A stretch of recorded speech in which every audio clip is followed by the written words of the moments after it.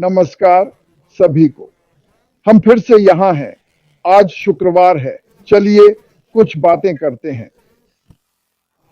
मैं सोच रहा था उन कंपनियों के बारे में जिन्होंने शानदार वापसी की। उन्होंने न सिर्फ वापसी की बल्कि बहुत मजबूती से की। मैं कुछ उदाहरण देना चाहूंगा क्योंकि यह हमारी वर्तमान स्थिति से जुड़ा है। उल्लेखनीय वापसी दर्शाती है कि लचीलापन और नवाचार कैसे बदलाव ला सकते हैं। कुछ उदाहरण यहाँ हैं। एप्पल 90 के दशक में एप्पल गंभीर संकट का सामना कर रही थी। वापसी की रणनीति। स्टीव जॉब्स एप्पल के सह संस्थापक वापस आए। उन्हें वापस बुलाया गया। 80 के दशक में उन्हें निकाल दिया गया था। कुछ हुआ था, आप इसे खोज सकते हैं। मैं उतना पीछे नहीं गया। खैर, वह वापस आ गए। स्टीव जॉब्स सह संस्थापक के रूप में 1977 में लौटे। उत्पादों और डिजाइन में बड़े बदलाव किए। आईमैक, आईपॉड, आईफोन और आईपैड ने एप्पल को नया रूप दिया और बाजार में अग्रणी बनाया। नतीजा क्या हुआ? आज एप्पल दुनिया की सबसे मूल्यवान कंपनियों में से एक है। दुनिया की सबसे मूल्यवान। दूसरा था नेटफ्लिक्स, जो 2000 के शुरू में डीवीडी किराए पर देता था। याद है, आप डीवीडी किराए पर ले सकते थे। इसका व्यापार मॉडल किस बड़ी किराया कंपनी से खतरे में था? ब्लॉकबस्टर। हम सब ब्लॉकबस्टर को याद करते हैं। उनकी वापसी की रणनीति क्या थी?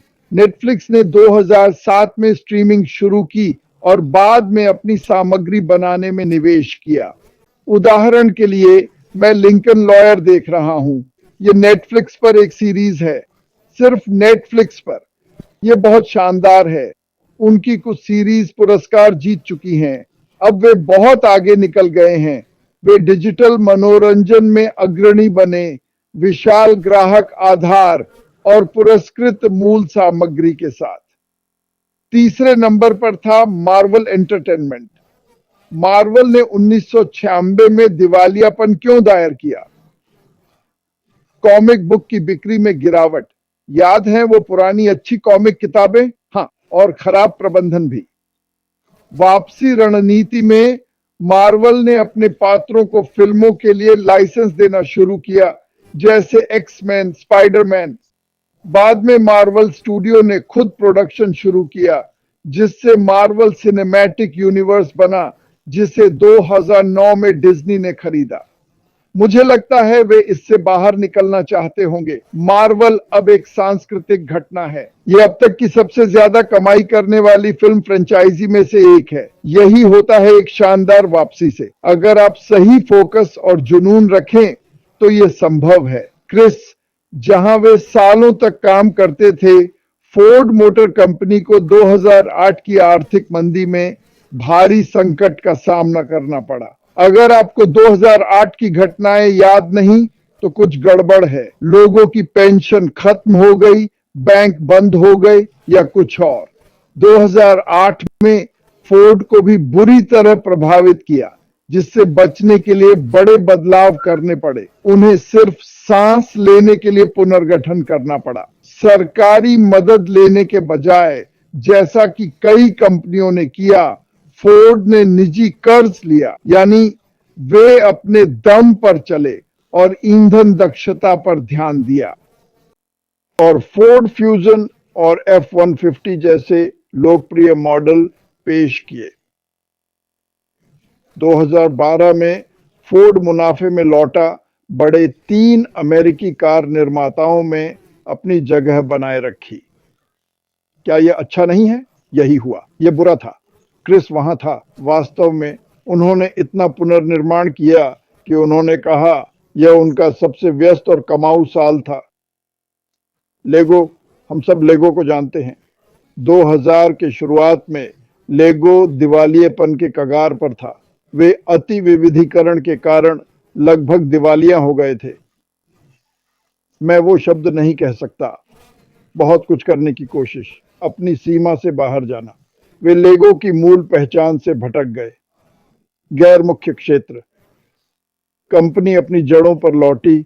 बिल्डिंग ब्लॉक्स पर ध्यान दिया। यही है जिसके लिए सब उन्हें जानते हैं। स्टार वॉर्स, हैरी पॉटर जैसे साझेदार और मजबूत डिजिटल मौजूदगी के साथ लेगो अब बेहद लाभदायक है। फिल्मों, गेम्स और थीम पार्क तक फैला है। एक लेगो थीम पार्क है। स्टार वॉर्स में लेगो के टुकड़े हैं। मजाक नहीं, क्योंकि उन्होंने फिर से ध्यान केंद्रित किया। कभी कभी कंपनियां कहती हैं, मैं इसमें अच्छा हूं, चलो वो वो भी करें। इसका मतलब ये नहीं कि वे सब कुछ में अच्छे होंगे। ऐसा करने पर आप अपनी मूल ताकत से भटक जाते हैं। हम सब टेस्ला को जानते हैं। टेस्ला ने शुरुआती आर्थिक संकट और उत्पादन चुनौतियों का सामना किया, जिससे कंपनी कई बार दिवालिया होने के करीब पहुंच गई। आपने ये कहानी भी सुनी होगी। मैं एलन का बड़ा फैन नहीं, पर उसने अच्छा काम किया है। एलन मस्क की दृढ़ता और बैटरी तकनीक में रणनीतिक निवेश। बैटरी तकनीक, नवाचार और इलेक्ट्रिक वाहनों ने कंपनी को धीरे धीरे बाधाएं पार करने में मदद की। टेस्ला अब दुनिया की सबसे मूल्यवान कार निर्माता है। इलेक्ट्रिक वाहन क्रांति को गति देना।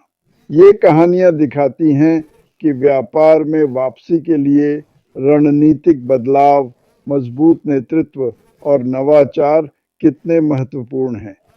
और बहुत जल्द हम एक वापसी देखने वाले हैं। धमाका, इसे मिस्टर कहा जाता है, मुफासा हमारी कंपनी में। तो मैं इसे देखने को लेकर काफी उत्साहित हूँ। मैंने वाकई अविश्वसनीय चीजें देखी हैं, तथाकथित अविश्वसनीय।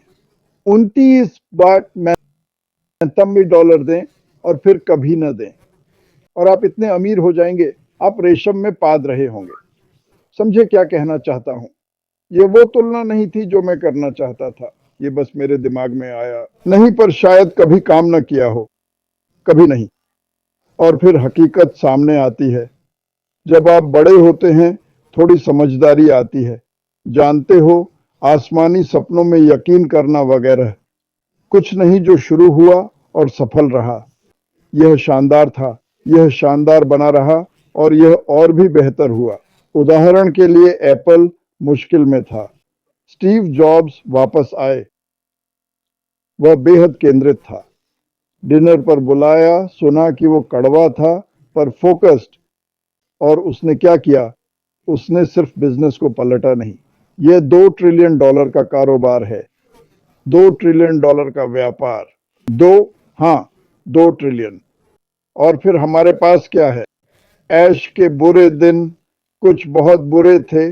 पिछले साल की बात छोड़ दें, उससे पहले बिना दृष्टि वाला व्यक्ति तो हार मान लेता। एक व्यक्ति जिसके पास जादुई गोला है, जिससे मैं लोगों को चकाचौंध करूंगा, मुझे आदमी मिलेगा, पर वे टिकते नहीं। वे टिक नहीं सकते। यह अवधारणा ऐसी है जैसे कीचड़ पर बनी हो।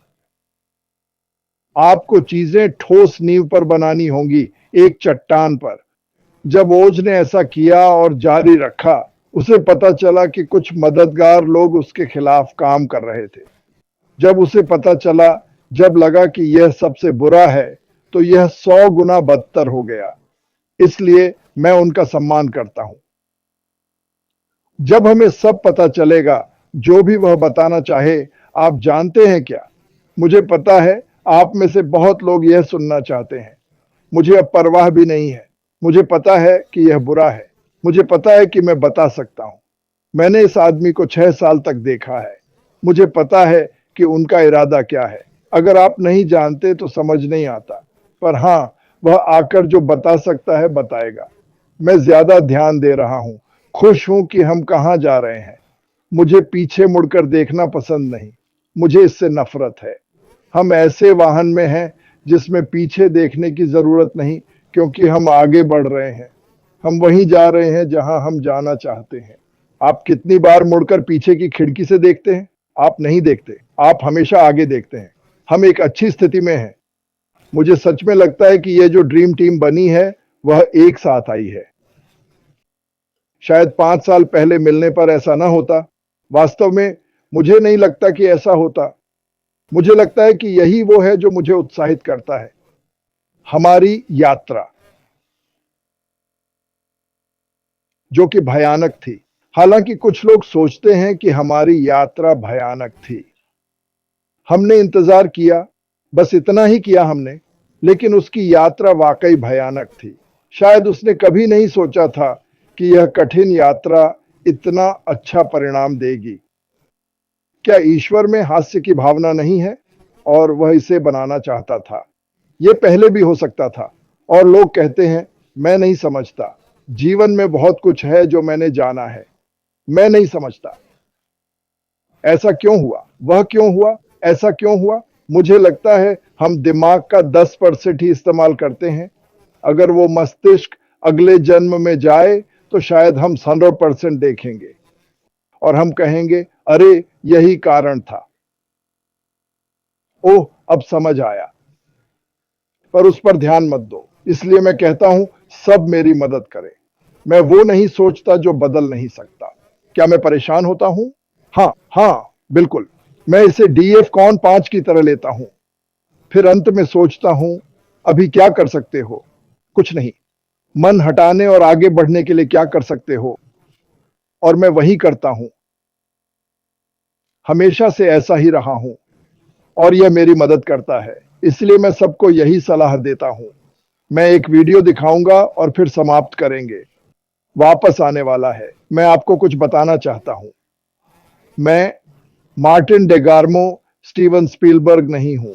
मैंने इसे धीरे धीरे बनाया है, पर मैं दिखाना चाहता था कि वापसी कितनी ताकतवर हो सकती है। वैसे मैग्मा ने वीडियो भेजा है और वो यूट्यूब पर आएगी। उसने कल ऐसा कहा था। मैं उसे देखने के लिए उत्साहित हूं। मैं इसे लाइव देखूंगा। मजेदार होगा। तो मैग्मा, तुमने बढ़िया काम किया। उसने शानदार काम किया। बिल्कुल बेहतरीन काम। हाँ, सभी को फिर से धन्यवाद। मैं देख रहा हूं राफेल यहां है। नमस्ते राफेल। और मेरी दूसरी बहन, शायद पी एंड जी की वेरोनिका भी यहां है। सब्सक्राइब करें, घंटी बजाएं और लाइक करें। अच्छा, सबसे फिर मिलेंगे। अलविदा।